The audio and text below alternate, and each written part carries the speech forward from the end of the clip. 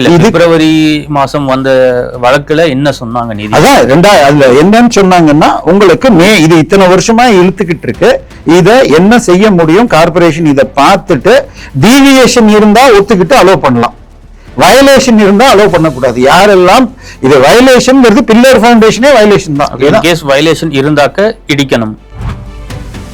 நம்ம தலைவர் நேத்து கவர்னர் பேசினார். உரையில் என்ன சொன்னாங்க, நிதி நிலைமை சரியானால் நாங்கள் கொடுத்த வாக்குறுதிகளை நிறைவேற்றுவோம். நிதி நிலைமை எங்க இருந்து சரியாகும்? அலை ஓஞ்சதுக்கு அப்புறம் கடலுக்கு போய் நம்ம குளிக்க போலாங்கிற கதை தான் இது. ஆனா நிதி நிலைமை சரி செய்யணும்னு சொன்னா, நம்ம உதயநிதி ஸ்டாலின் இருக்காரு இல்லைங்க, அவர் எந்த தொகுதி எம்எல்ஏங்க? சேப்பாக்கம். சேப்பாக்கத்துல ஒரு ஃபேமஸான இடம் இதுங்க, கிரிக்கெட் ஸ்டேடியம். அந்த கிரிக்கெட் ஸ்டேடியத்துல வருஷத்துக்கு 10 IPL மேட்ச் நடக்குது. ஒரு IPL மேட்ச் ரிலே பண்றதுக்கு 460 கோடி ரூபாய் ரேட். 2015 இருந்து 21 வரைக்கும் எப்ப மேட்ச் நடந்தாலும் அந்த 3 ஸ்டாண்டுக்கும் கேலரிக்கும் டேப் போட்டு மூடி வச்சிருப்பாங்க. 19 வாக்குல எலெக்ஷன் முடிஞ்ச பிறகு ஏதோ சம் அண்டர்ஸ்டாண்டிங் வர பக்கத்துல இருந்த ஒரு கேன்டீனையும் ஜிம்மையும் இடிச்சுட்டு ரெகுலரைஸ் பண்ணியாச்சுன்னு சொல்லிட்டு 2021 கருணாநிதி ஸ்டேடியமே ஓபன் பண்ணி வச்சிருக்காங்க.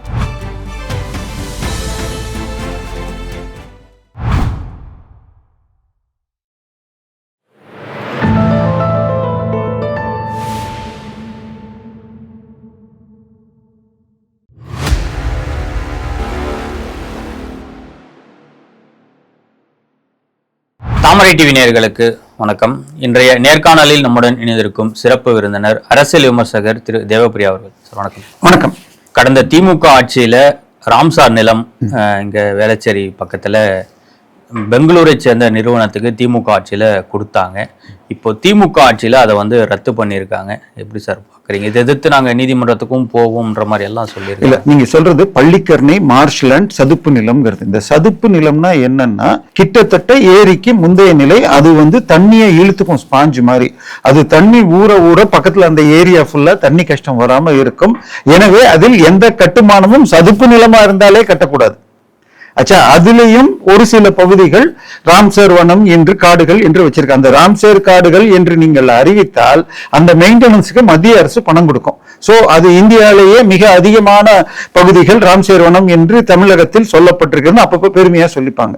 ஆனால் ராம்சேர் நிலம்னு அறிவிச்சா மாத்திரம் பத்தாது, அதுல எவ்வளவு ஏக்கர்னு ஃபென்சிங்கோட போட்டு கொடுத்தா தான் பணம் கொடுப்பாங்க. இது அந்த ராம்சேர் இடத்துக்குள்ள வருகின்ற இடத்தில் ஒரு 20 மாடி கட்டடம் கட்டுறதுக்கு பிரிகேட் நிறுவனம் என்ற பெங்களூரை சேர்ந்த கட்டுமான நிறுவனத்துக்கு கொடுத்திருக்காங்க. சார், அது ராம்சேர்ல இல்ல, சதுப்பு நிலத்தை ஒட்டி இருக்குன்னே வச்சுக்கோங்க. ஒரு பேச்சுக்கு ராம்சேருக்குள்ள வரல, இது பட்டா லேண்டு அப்படி இப்படின்லாம் சொல்றாங்க. சோ சதுப்பு நிலம்ங்கிறதை CR கோஸ்டல் ஜோன் தான் எடுத்துக்கிட்டா, கோஸ்டல் ஜோன்ல நீங்க 0.9 தான் கட்டலாம். அதாவது அடிமனை 1000 சதுரடி இருந்தா 2 மாடி தான், G+1 தான் அதிகபட்சம் கட்டலாம். அதுல நீங்க 900 சதுரடி தான் கட்டலாம். 1000 சதுரடி மனையில G+1 சேர்த்து 900 சதுரடி தான் கட்டலாம். இதுதான் முதல் 900 மீட்டர் வரைக்கும். சோ இது அந்த சதுப்பு நிலத்துக்குள்ளேயே வருது, ராம்சேர் வனத்துக்குள்ளேயே வருதுன்னு சொல்லி என்னுடைய நண்பர் அரப்போர் ஜெயராமன் மேப்பை போட்டு காட்டுறாரு. இவங்க வேற எதையோ காட்டுறாங்க. இவங்க சொல்றது 1945 இருந்து பட்டா இருக்குன்னு கம்பெனி சொன்னதாக ஒரு அறிக்கைன்னு நண்பர்கள் சொன்னாங்க. நான் சொல்றது பட்டாங்கிறது என்ன வேணா பண்ண முடியும், மாத்த முடியும். திமுக நினைச்சா எதை வேணா செய்வாங்க. இப்ப திமுக ஒரு MP இருக்காருங்க, ஒரு இரண்டாவது, திமுகனாலே மன்னர் குடும்பம் தான் எப்பயுமே. 2வது தலைமுறை கலாநிதி வீராசாமி. அவர் மருத்துவமனை ஒண்ணு அண்ணா நகர்ல இருக்கு. அதுக்கு பின்னாடி மெட்ரோக்கு சொந்தமான இடத்தை இவங்க ஆக்கிரமிச்சு வச்சிருந்தாங்க, இல்ல பொது இடத்தை. அதுக்கு பட்டா இவங்க வாங்கி வச்சு காம்பன்சேஷன் கேட்டாங்க. மெட்ரோ நிலம் அது இல்ல அப்படின்னு ஒண்ணு, இல்ல எங்க கிட்ட பட்டா இருக்கு. நாங்க ஹைகோர்ட் போன உடனே, ஐயா நீங்க தலைமுறையா அரசாங்கம் இது அது தெளிவா பட்டா நிலம் இல்ல, அது கிராம நிலத்தான், அதுக்கு அரசுக்கு போனோம், காம்பன்சேஷன் கிடையாதுன்னு தீர்ப்பு சொல்லியிருக்கு. சோ இந்த பட்டா நிலமாக இருந்தாலும் அந்த இடத்துல 0.9 தான் கட்டலாம். இந்த 0.9 கட்டுறதுன்னா எதுக்குன்னு சொன்னால், அந்த இடத்துல பில்லர் ஃபவுண்டேஷன் போடக்கூடாதுங்க. நீங்க பில்லருக்காக தோண்டி பக்கத்துல இருக்கிற வீடு மாறி அவனுக்கு பாதிப்பு வரலாம், இல்ல தண்ணி வந்துடலாம். இந்த மாதிரி ஏன்னா அங்க தண்ணி கிட்ட இருக்கிறதுனாலதான் கோஸ்டல் ஜோன் பேர். அப்படி இருக்கிறப்ப இந்த இடத்துல எப்படி 20 மாதிரி கொடுத்தாங்க? ஏன்னா இது முதல்ல இல்ல, நம்ம கோட்டூர்புரம் இருக்கு இல்லைங்க, கோட்டூர்புரம், ஆமா, சைதாப்பேட்டில இருந்து அப்படி தண்ணி போகுது இல்ல, அதுல வெள்ளம் வந்த காலங்களில் 2வது மாடி வரைக்கும் தண்ணி வந்திருக்குன்னு நான் படிச்சிருக்கேங்க. அங்க பாத்தீங்கன்னா இங்க இருந்து போனீங்கன்னா டுவர்ட்ஸ் அடையார் போனீங்கன்னா இடது பக்கம் கூவத்தை ஒட்டின மாதிரி ஒரு சைடு பார்க் இருக்கும், ஒரு பெரிய ரோடு. இந்த பக்கம் 12 8 மாடி 10 மாடிலாம் இருக்கு. 2006-11 திமுக ஆட்சியின் போது ரோடு இருந்தா சிஆர் செட் வராதுன்னு ஒரு சின்ன வயலேஷன் இருக்குது. அதுக்காக கொடுத்து அங்க மல்டி ஸ்டோரி வந்துச்சு. அச்சா, இதுக்கு அடுத்தது பார்த்தா இப்போ ஒரு பெரிய கட்டுமான நிறுவனம் மெட்ராஸ் சேர்ந்ததுங்க. இன்னைக்கு தமிழ்நாட்டிலேயே அதிகமா கட்டுறவங்க அவங்க தான், ஹேஷியமா போய் கட்டுவாங்க. சரியா, அவங்க ஈசிஆர்ல ஒரு தியேட்டர் ஒன்று வாங்கினாங்க. பிரார்த்தனான்னு டிரைவிங் தியேட்டர் இருந்தது. 29 ஏக்கர் தாங்க. அது இது வந்ததுன்னா இந்த 0.9 FICல சிக்குன்னு சொல்லிட்டு நடுவில் ஒரு ரோடு இருக்க மாதிரி மெட்ராஸ் சிட்டி மேப்லயே மாத்தினாங்களாம். அந்த மாதிரிலாம் போன ஆட்சியில நடந்ததுன்னு தான். இது இனிமேல் கட்ட முடியாது, கண்டிப்பாக தடை செய்யப்படும். பட் இது சிக்கல் இல்ல, இது வரவேற்க வேண்டிய விஷயம் தான். வரவேற்க வேண்டிய விஷயம் இல்ல, வரவேற்க வேண்டிய விஷயம் என்றால் இதை சரியான நேரத்தில் எடுத்துக்காட்டி இந்த அளவுக்கு கொண்டு வந்த அரப்போர் மற்றும் யார் யார் பின்னாடி இருக்காங்களோ அவங்க தான் மெயின். ஆனால் இன்னைக்கு இப்ப சொல்லி இருக்கிறது என்விரான்மெண்டல் கிளியரன்ஸ் நிறுத்தி வச்சிருக்காங்கன்னு சொல்லிதான். சோ 50 கோடிக்கு மேல எந்த கட்டுமானமாக இருந்தாலும் என்விரான்மெண்டல் கிளியரன்ஸ் வாங்கணும். அதுதான் இப்போதைக்கு தடை செய்யப்பட்டிருக்கு. பட் இதுக்கு என்ஓசி கொடுத்த வனத்துறை, என்ஓசி கொடுத்த இது நீர்வளத்துறை, என்ஓசி கொடுத்த கார்பரேஷன் சென்னைக்கு, இவங்க எல்லாரும் இதுல சிஎம்டிஏ அமைச்சராக இருந்த சேகர் பாபு, சிஎம்டிஏ கமிஷனர், இது சுற்றுச்சூழல் இது செயலராக இருந்தவர் அன்றைய சீஃப் செக்ரட்டரியுடைய மனைவி. இவங்க எல்லாருக்கும் ஆளுக்கு 100 ஸ்வீட் பாக்ஸ் வரை சென்றதாக பத்திரிகை தகவல்கள் வந்தன. ஏன்னா அந்த இடத்துல ஒரு ஏக்கர் ரஃப்லி 10 to 15 கோடி கூட போகாது. அப்ப 2 ஏக்கர்னு வச்சுக்கிட்டா 30 கோடி ரூபாய் நிலத்துல 2000 கோடிக்கு அவர் பண்றாருன்னா எவ்வளவு லாபம் இருக்குன்னு பாத்துக்கோங்க. சோ இந்த அளவுக்கு செலவு பண்ணியிருக்காங்கன்னா அவங்க எல்லாருக்கும் தண்டனை வாங்கி தரணும்.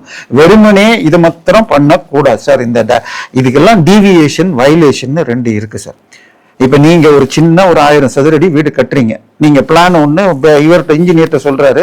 அதுக்கப்புறம் கட்டுறப்ப கொஞ்சம் மாத்தி கட்டுவோம். இன்னும் நம்ம கட்டுறப்ப திடீர்னு ஒரு ஃப்ரெண்டு வருவாரு, என்னங்க இது துளசி மாடம் வைக்கலையா, வாசல்ல இருக்கணும், இல்ல வாசல்ல இருந்து பார்த்தா கொல்லையில தெரியுற மாதிரி இருக்கணும். சோ கொஞ்சம் மாத்தி கட்டுவோம். இருக்கிற இடத்துக்குள்ள கொஞ்சம் மாத்தி ஒரு 10% அதிகம் கட்டினா இதுக்கு பேரு டீவியேஷன். ஆனால் அதிக கிச்சன் கட்டுறதோ எக்ஸ்ட்ரா மாடி கட்டினா வயலேஷன். இது செஞ்சால் இடிக்கப்பட வேண்டும்ங்கிறது சட்டம். ஆனா நம்ம தமிழ்நாட்டுல ஒரு இது இருக்கு இல்லைங்க, 1967 வந்துச்சு இல்லைங்க, அதுக்கு பேர் என்னது, திராவிட மாடலா, அண்ணாதுரையில ஆரம்பிச்சு இபிஎஸ் வரைக்கும், இப்ப ஸ்டாலின் வரைக்கும் போச்சு இல்லையா. 1989 ஒரு கம்பெனி பாண்டி பசார்ல பில்டிங் கட்டுறாங்க. அப்ரூவல் வாங்கினது G+3, கட்டினது G+10. சரியா, 93 ஒரு சட்டம் ஜெயலலிதா, 93 94 ஜெயலலிதா ஆட்சி ரெகுலரைசேஷன் சட்டம்னு கொண்டு வராங்க. சென்னையில அதிகபட்சமா எத்தனை அடுக்குமாடி வரையும் கட்டுறதுக்கான இல்ல, இது ரோடு பொறுத்திருக்கு. அதாவது சாதாரணமாக 18 to 24 அடி இருந்தால் ஸ்டில்ட் +2 அல்லது கிரவுண்ட் +2, ஸ்டில் +3 இல்ல கிரவுண்ட் +2 கட்டலாம். 33 அடி வரைக்கும் ரோடு இருந்தால் கிரவுண்ட் +2 கட்டலாம். இல்ல கீழே கார் பார்க்கிங்னா கிரவுண்ட் ஸ்டில் +3 கட்டலாம். 33 அடிக்கு மேல போச்சுன்னால் ஸ்டில்ட் +4 கட்டலாம். ஆச்சா, 60 அடிக்கு மேல போய் இந்த லேண்ட் எக்ஸ்டென்ட்டும் 1500 மீட்டருக்கு அதிகமாக இருந்தால் எம்எஸ்பின்னு மல்டி ஸ்டோரி பில்டிங் கட்டலாம். இதுதான் ரூல்ஸ். சரியா, இதுக்கு தாண்டி பக்கத்திலேயே மெட்ரோ ஸ்டேஷன் இருந்து ரோடு விட்டு அதிகமாக இருந்தால் அடிஷனல் ஃப்ளோர்ஸ் கட்டலாம். இதான் ரூல்ஸ். இப்ப கிச்சன் அதிகமா கட்டினாலோ அதிகமா ஃப்ளோர் கட்டினாலோ வயலேஷன்.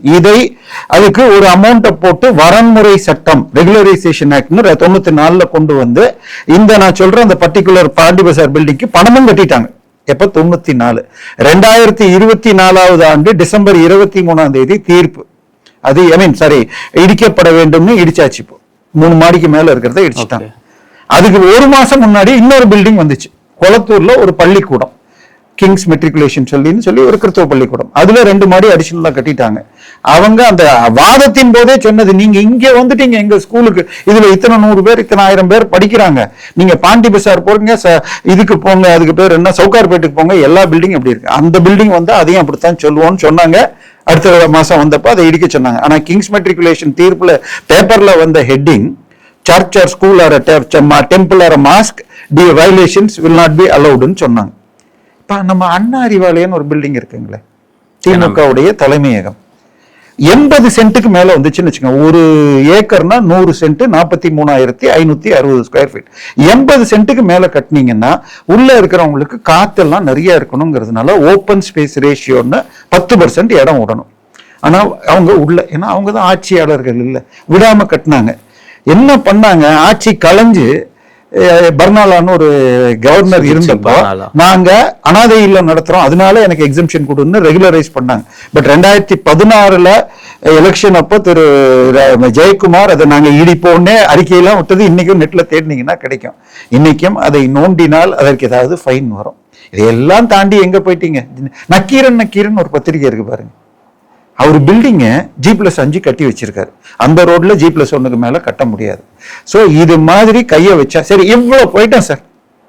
இது CRZன்னு சொன்னேன். நம்ம திருவான்மியூர் தாண்டோம் இல்லைங்க, திருவான்மியூர்ல இருந்து கோவளம் வரைக்கும் போனீங்கன்னா இந்த பக்கம் பீச் சைடு, இந்த பக்கம் இருக்கும். இந்த பீச் சைடு பீச்சுக்கும் அங்கேயும் 1 கிலோமீட்டருக்குள்ளதான் வரும். 500 மீட்டருக்கு எதுவும் கட்டக்கூடாது, அதுக்கப்புறம் 0.9 கட்டலாம். இதுல இந்த நீலாங்கரையை ஒட்டி, நீலாங்கரை டு கோவளம்ல ஒரு 5000 பங்களா இருக்குதுங்க.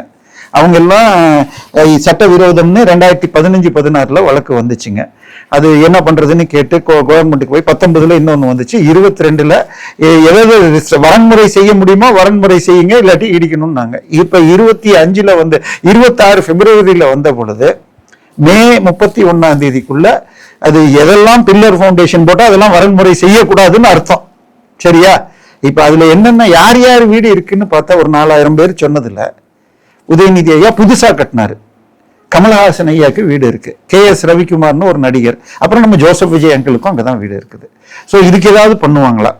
ஏன்னா பிரச்சனை இடிக்க சொல்லி தீர்ப்பு வந்தும் இடிக்கல. அது வரன்முறை என்ன செய்ய முடியும்? வயலேஷனாக இருந்தா இடிக்கணும், வயலேஷன் இல்ல அதுக்குள்ள இருக்குன்னா அவங்க பில்லர் ஃபவுண்டேஷன் போடாம பெரிதாக கட்டல. நிறைய பெரும்பாலான வீடுகள் புல்வெளி, ஸ்விம்மிங் பூல் கீழே கட்டினா பரவாயில்ல. நம்ம இப்ப ரத்தீஷ்னு ஒருத்தர் வந்தாரு பாருங்க, தம்பி சார் மேல கட்டியிருக்காரு, டாஸ்மாக் MD ஆர்டர் போட்டாரு, இந்த பாட்டில் இந்த சரக்கு தான் வாங்கணும், டெண்டர் போடாதீங்க, டெண்டர் போட்டா நம்ம கட்சிக்காரங்களுக்கு ஆபத்து, இப்படின்னா அவர் டாஸ்மாக் MDக்கு அனுப்பிச்சாரு பாருங்க.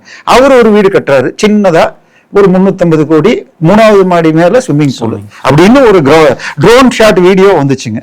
சரியா? சோ இது எல்லாமே சட்ட விரோதம்.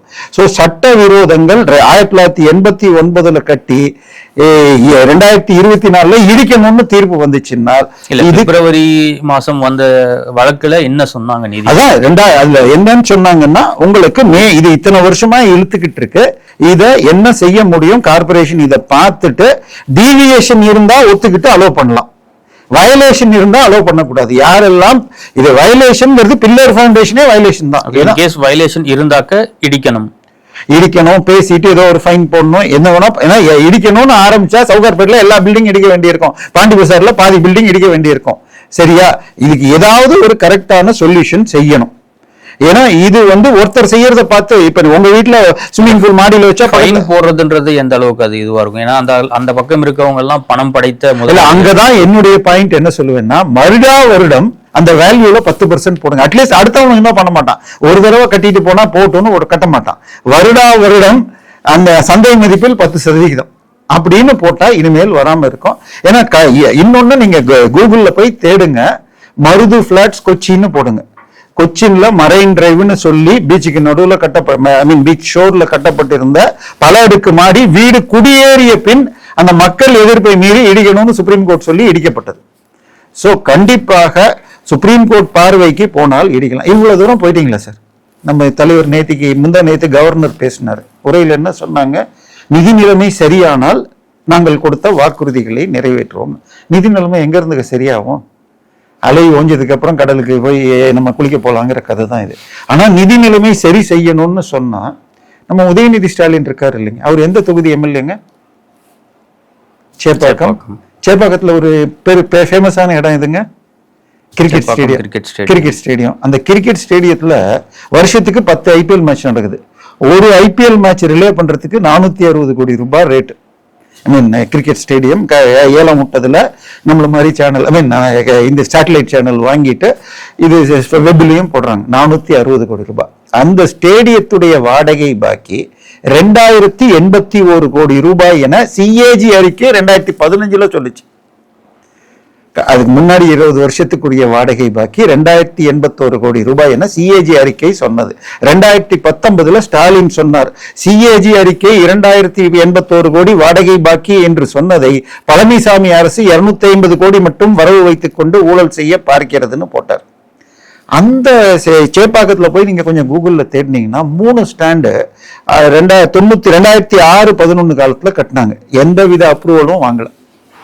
அந்த ஸ்டாண்டு அப்ரூவல் இல்லாம கட்டிட்டாங்கன்னு நம்மள மாதிரி யாரோ 4 பேர்ட்ட சொல்ல ஒரு நல்ல ஒரு வழக்கு போட ஹைகோர்ட் இடிக்கணும்னு தீர்ப்பு கொடுத்துட்டாங்க.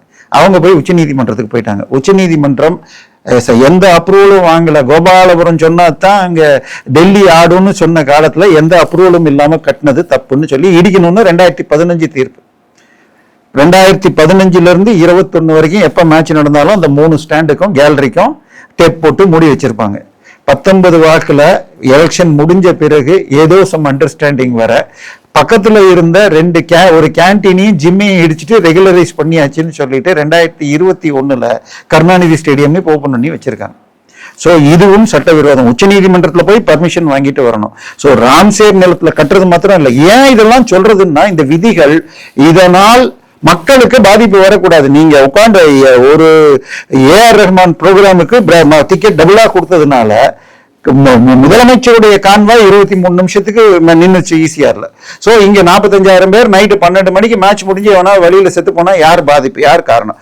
அதுக்காகத்தான் இந்த ரூல். சோ இந்த மீறல்கள் அது கிரிக்கெட் ஸ்டேடியமாக இருந்தாலும் அண்ணா அறிவாலயமாக இருந்தாலும் ஈசிஆர்ல கமலஹாசன் ஜோசப் விஜய் உதயநிதி பங்களாவாக இருந்தாலும் எல்லாம் ஒரே நக்கீரன் பில்டிங்காக இருந்தாலும் அவை முறையாக பார்க்கணும். இன்னொன்னு இந்த பெனால்டி ஒன் டைம் ரெகுலரைசேஷன் எல்லாம் வருடம் ஒரு பெரிய அமௌண்ட்டை போடணும். அப்பதான் இவங்க நீங்க அழகான கேள்வி கேட்டீங்க. ஏன்னா ஒரு தடவை சரி 10,000 ரூபாய் 20,000 ரூபாய் ஸ்கொயர் ஃபீட்டுக்குன்னா கட்டிட்டு போறோம்னு கொடுத்துட்டு போயிடாங்க. வருஷம் போட்டா ஆஹா இனிமே வாங்கினா கூட வாங்குறவன் அதை கட்டணும்னு பயப்படுவான். வித்தா கூட நல்ல இது பார்க்கலாம் என்ன நடக்கும்.